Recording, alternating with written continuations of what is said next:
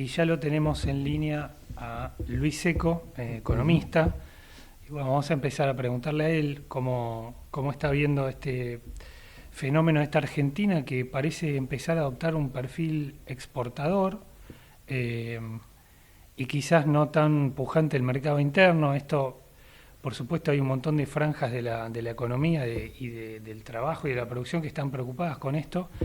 No me queda claro si es la foto o la película. ¿Qué tal, Luis? ¿Cómo te va, Luis? Daniel Santoro y José Luis Brea. ¿Qué tal? Buenas tardes. Gracias por comunicarse conmigo. No, Buenas tardes. al contrario, gracias a vos, Luis. ¿Cómo Gracias. viste, cómo ves estos números y bueno, todo lo que se viene hablando de la economía heterogénea, de la minería, el agro y la energía como motores, mientras que la industria de la construcción y el comercio están rezagados? ¿Es una foto, es la película, es la Argentina o la economía argentina que va a haber de aquí en más? ¿Cómo lo estás viendo? Bueno, es una pregunta que se puede abordar de varios puntos de vista, ¿no? El primero, para responderte a tu primer interrogante, evidentemente lo que estamos viendo en materia de saldo comercial mes a mes es una reversión gigantesca de lo que fue en su momento el saldo negativo de energía, o lo que podríamos llamar la Claro. balanza energética. Ten en cuenta que, por ejemplo, si uno toma los datos de cantidades y para no meter adentro los precios que siempre pueden distorsionar un poco, las exportaciones de combustible y energía aumentaron un 78% y las importaciones de combustibles y lubricantes cayeron 55% en Mm. cantidades, ¿no? Entonces, Esto es me vaca parece que muerta.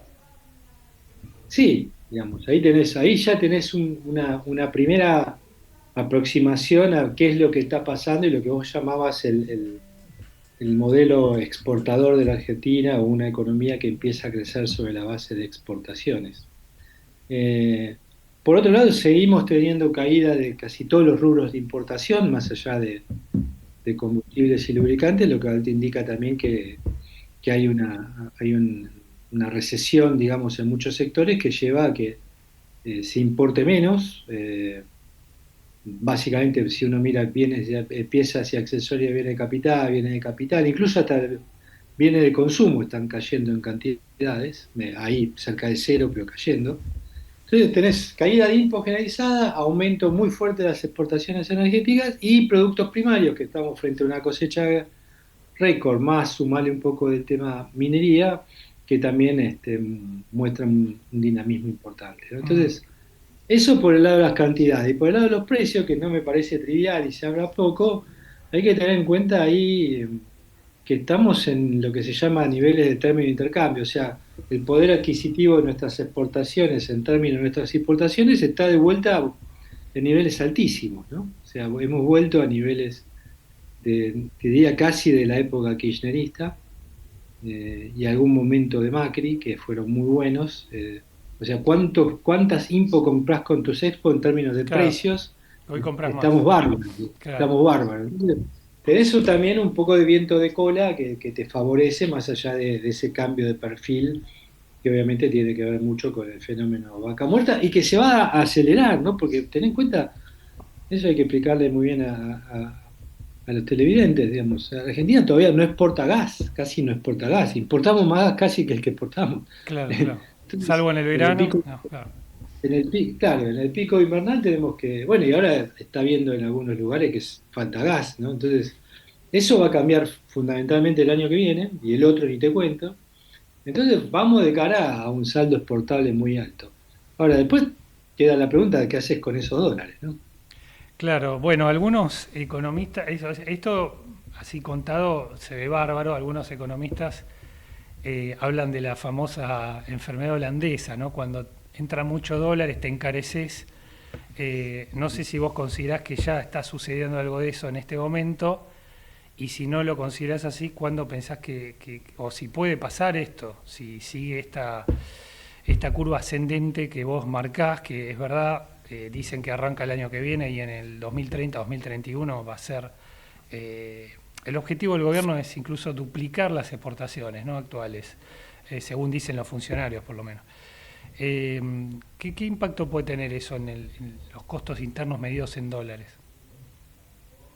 Es muy buena tu pregunta, porque el problema del encarecimiento en dólares de la Argentina, el problema que estamos teniendo es que es anterior a todo esto, ¿no? O sea, no es que estamos encareciéndonos en paralelo, si querés, al Claro, salto exportador de la Argentina. Nos encarecimos antes, o sea, arrancamos en un nivel eh, de precios o costos internos en dólares alto.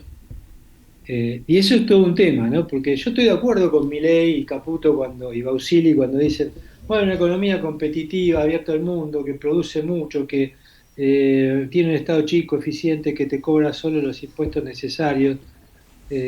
Es una economía que tiene una moneda fuerte, por definición, más allá del tema exportador. Ahora, el problema es cuando vos arrancás ya con una moneda fuerte, claro, que es la pregunta que nos hacemos muchos economistas, es si podés transitar precisamente la transición con una moneda ya fuerte, no ya como punto de destino, que creo que estamos todos de acuerdo, sino como punto de partida, ¿no? Y ahí está un poco el debate.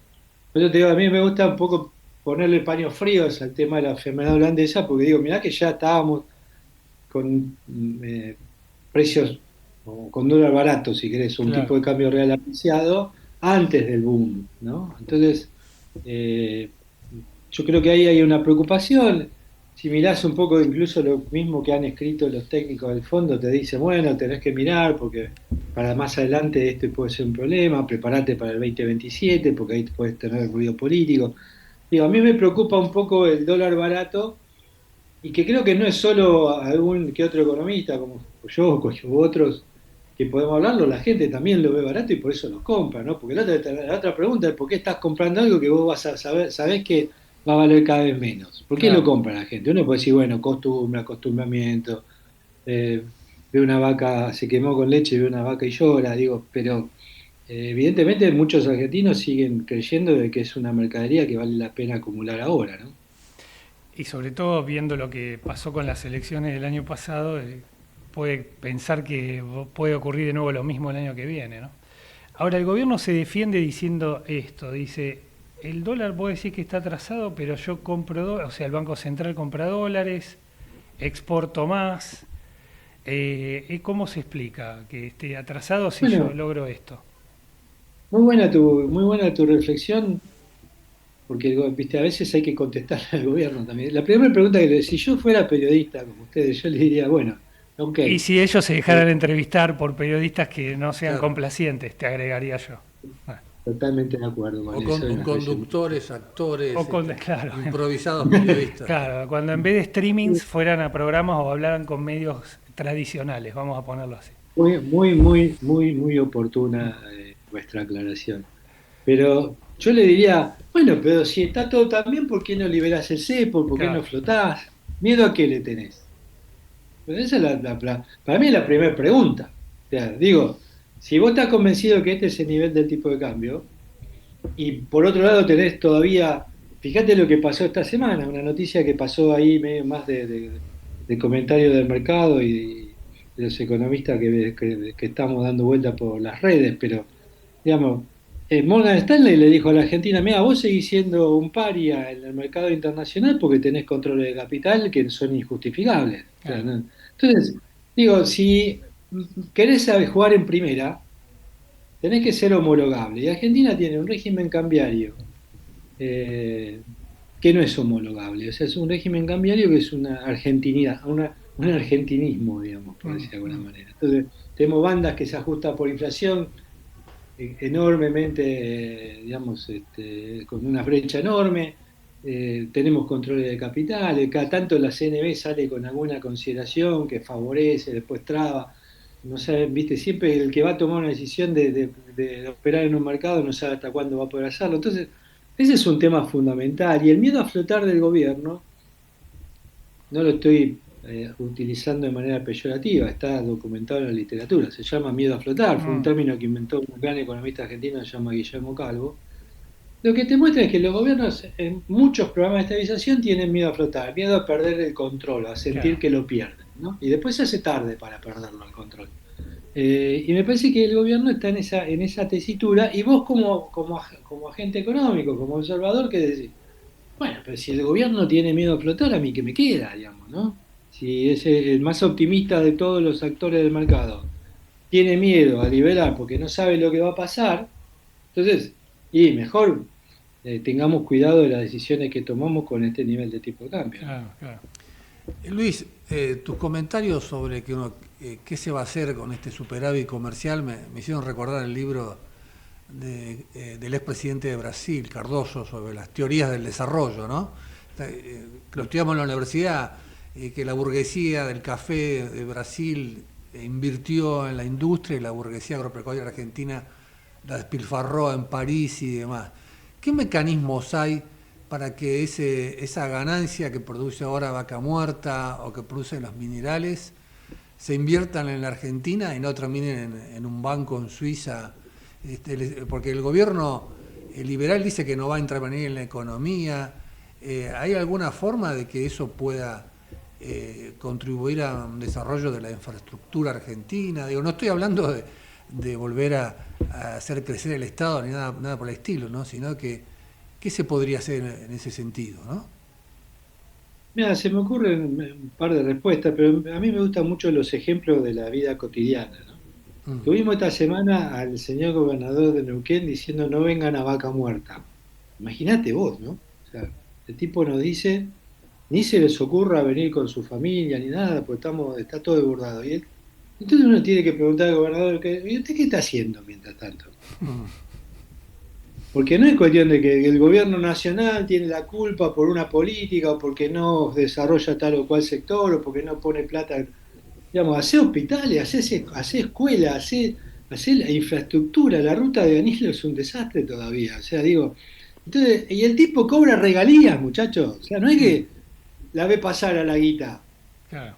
O sea, digamos, potencialmente Neuquén tiene para ser la provincia más rica de la Argentina, incluso en términos de infraestructura básica y de capital humano y de todo lo que se les ocurra. Ahora, no puede estar mirando para otro lado y decir no vengan, no, decir vengan que yo estoy haciendo todo esto y mostrarte las obras, mostrarte la guita que pone en las rutas, en los hospitales, en los colegios, en todo lo que hace al desarrollo humano o social que tiene que ver con una ventaja, si querés, geográfica enorme como tiene hoy Neuquén. Entonces, digo, primera cosa que tienen que hacer los gobiernos, y no es solo una cuestión del gobierno nacional, es generar las condiciones para que la sociedad aproveche esa ventaja. Si no, es como decir, va a terminar la guita en la mano de los petroleros y de la cadena de valor petrolera y después no vas a ver nada. Ahora, si vos tenés en paralelo que se desarrolla la infraestructura,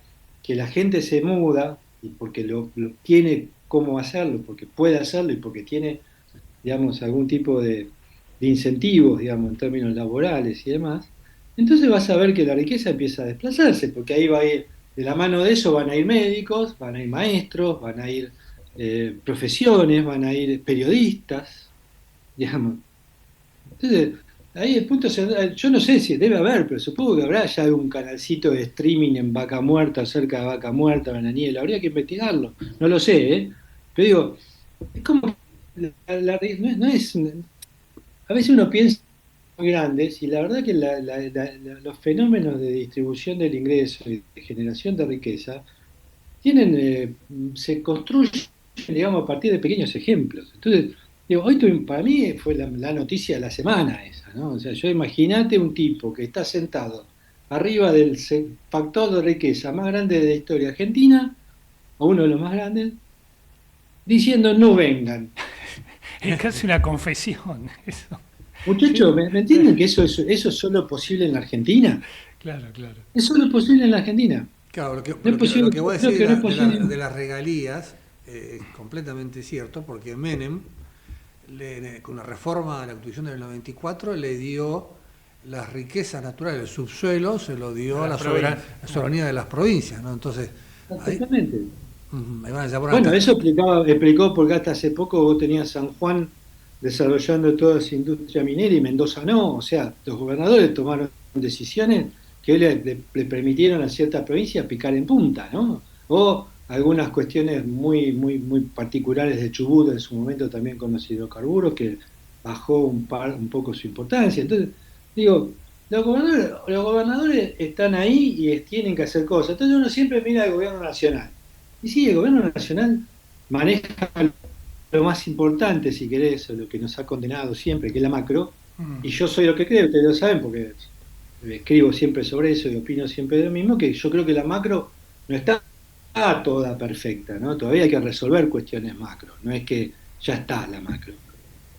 Pero también, viste, por otro lado, uno tiene que preguntarse qué puedo hacer donde yo tengo cierta capacidad de acción, y me parece que ahí la mirada de muchos argentinos, por no decir la mayoría, debería estar mirando a los gobernadores. Ahora, si los gobernadores nos van a responder así, estoy de acuerdo con vos, que van a decir, bueno, mirá, la verdad que esto va a ser un boom de riqueza que no se va a distribuir nunca, ¿no? O va a pasar con los 640 millones de dólares de Santa Cruz Claro. que recibió Néstor Kirchner y que todavía no sabemos dónde fueron a parar como compensación por las regalías de YPF mal pagadas, ¿no? Claro, Hay claro. que poner un ojo Sí, ahí, ¿cierto? y acordate que recibió también los fondos de asistencia cuando se cubrió la Patagonia de ceniza. ¿Te acordás que también ahí Sí. tuviste también una ayuda muy importante del gobierno nacional a la provincia? Pero bueno, esos son ejemplos históricos que supongo que una gran mayoría de argentinos ha evolucionado en esa y condena un poco más ese tipo de acciones. Ahora, ya te digo, yo no vi mucha condena de lo que se dijo el gobernador. No tengo nada en contra del gobernador, ni No, siquiera sí. lo conozco, nunca hablé con él. Mm. No le conozco la trayectoria, Figueroa, me ¿no? basta con lo Figueroa que es vi, ¿entendés? Como el necesidad. Figueroa una decisión del movimiento popular neuquino, ¿no? Creo que viene a decir. Figueroa. Histórico, sí. Entonces, entonces digo, ahí cuando uno tiene que responder a estas preguntas, me parece que vale la pena mirar estas pequeñas cosas, ¿no? Entonces, Ujú. puedo decir, vamos a hacer, ¿cómo se va a distribuir la riqueza? Y bueno, digamos, tenés muchas maneras de distribuirla. No es solo una cosa de decir, vamos a proteger o vamos a hacer tal o cual cosa con tal sector que está sufriendo los efectos de las importaciones o de costos en dólares muy altos. Entonces, me Ahora, el parece que hay gobierno, muchas. Y ahora, sí. El gobierno nacional no sí. está un poco también en la misma, Luis, con esto de que la infraestructura la hagan los privados, el recorte de la obra pública. Sí, yo creo que sí, ahí hay algunas cosas que hay que modificar. eh, y sobre todo, digamos, el gobierno podría intentar, aunque reniegue un poco de ello, acelerar el proceso, ¿no? Porque si vos me decís, bueno, lo que no hace el gobernador, me lo pongo, me pongo yo arriba del tema y empiezo a generar licitaciones o le busco la vuelta, digamos, para que haya más obras de infraestructura en la región, en esa o en cualquier otra, ¿no? Me Claro. refiero. Eh, entonces ahí yo creo que el gobierno nacional podría intentar hacer algo más. Yo nunca estuve a favor de los subsidios de los sectoriales, las políticas, a mí mucho las políticas, estas que llaman políticas industriales, políticas productivas o sectoriales, no me gustan Bueno, porque está siempre va a haber alguien que, el siempre hay ejemplo de alguien que San Luis. decide. ¿Te acordás el ejemplo de San Claro, Luis? bueno, Cuando Claro. regresó la democracia, todo este tema de que no pagaba ganancias, una reducción del IVA, y lo que hicieron para industrializar San Luis fue instalar fábricas con rueditas, porque había un galpón en San Luis y seguían produciendo en el Gran Buenos Claro. Aires, y los Rodríguez Sá se hicieron multimillonarios, ¿no? Y así el de La Rioja pasó sí, lo pero mismo, Tierra Tierra del del si vos Fuego. Fuego. ibas a, Ah, si vos ibas a San Luis en esa época y aún hoy se quedaron con una infraestructura que antes no existía, ¿no? Algo más o menos, Eso es de cierto, alguna manera, las rutas, es cierto, las rutas tienen de alguna una... manera está bien, estaba el negocio si querés ahí, pero por lo menos vos lo algo ves, pusieron ¿viste? también, Sí. algo pusieron. Bueno, bueno, Pero yo Luis. creo que las Mm. políticas, déjame Sí. una cosita que es importante. De todas maneras, el gran problema es que todo esto que estamos hablando, estas políticas complementarias, toman más tiempo, ¿no? O sea, el gran Claro. problema es que vos tenés una dinámica que está mucho más afectada en el corto plazo por la macroeconomía y que todo lo demás que puedas hacer va a estar más afectado o tarda más tiempo, ¿no? Entonces, me parece que ahí en esa dinámica es donde se juega el futuro de Argentina, hasta donde podemos mejorar un poco la transición, por eso mucho le decimos al gobierno, fíjate, tratá de hacer una macro que ajuste más rápido todo para que no se tarde tanto tiempo el otro ajuste. eh, y de ahí en más cómo sigue, digamos, la cuestión política, que va a ser el gran tema, y me parece ni siquiera los 3 goles de Messi calmaron un poco las internas, ¿no? Claro, claro. La interna de la derecha en Argentina también Claro. es una incertidumbre enorme, ¿no? Así Y es. a mí me preocupa mucho porque, digamos, yo le tengo miedo de vuelta a que quede la idea de que la Argentina no está preparada para las políticas ortodoxas o razonables que aplican en el resto del mundo, que somos una anomalía y que vale la pena probar con cosas que no se prueban y que han fracasado ya en el pasado en Argentina también, con lo cual ahí hay un riesgo que no me gustaría correr, ¿no? Claro. Bueno, muy bien, Luis Seco, economista, muchas gracias por este diálogo, Luis. Buen fin de semana. Un placer, hasta pronto y quiero decirlo en público, muy buena la nota que publicaste el otro Bueno, día. gracias. El señor es una... Qué elogio, qué elogio. El señor le gusta la música también. Ah, también. En ¿Ah, sí? este caso no hablamos de economía. Otro día deberíamos hablar de música. Perfecto. Muy Bueno, gracias, Luis. No, Un abrazo. chao, nos vemos. Hasta luego. Gracias. Bueno, tanda y seguimos aquí en Pero Radio para un Sí. minuto, para un minuto nada más. Acaba de salir que A ver. se reunió Adorni con el presidente Ah. Javier Milei en Olivos y la respuesta para la crisis que provoca la investigación por supuesto enriquecimiento ilícito ha sido nombrar a Adrián Rabier como nuevo vocero presidencial, ¿no? Parece que quieren todas estas críticas y estas noticias de una investigación judicial que todos los días nos da una noticia, quieren tener ahora un vocero que pueda enfrentar, hablar. que pueda hablar. Claro que puede hablar, porque Adorni cada vez que se paraba para hablar de cualquier tema le preguntan sobre su situación personal. Era un poquito tardía, ¿no? La decisión, me parece. Sí, bueno, y el Congreso le dio una semana a Adorni, se postergó la reunión que estaba prevista para ayer, y si no, para el Senado, para el jueves que viene, va a tener más de 40 votos para iniciar una interpelación, que va a ser un proceso Claro. inédito y muy difícil para Adorni. Así es.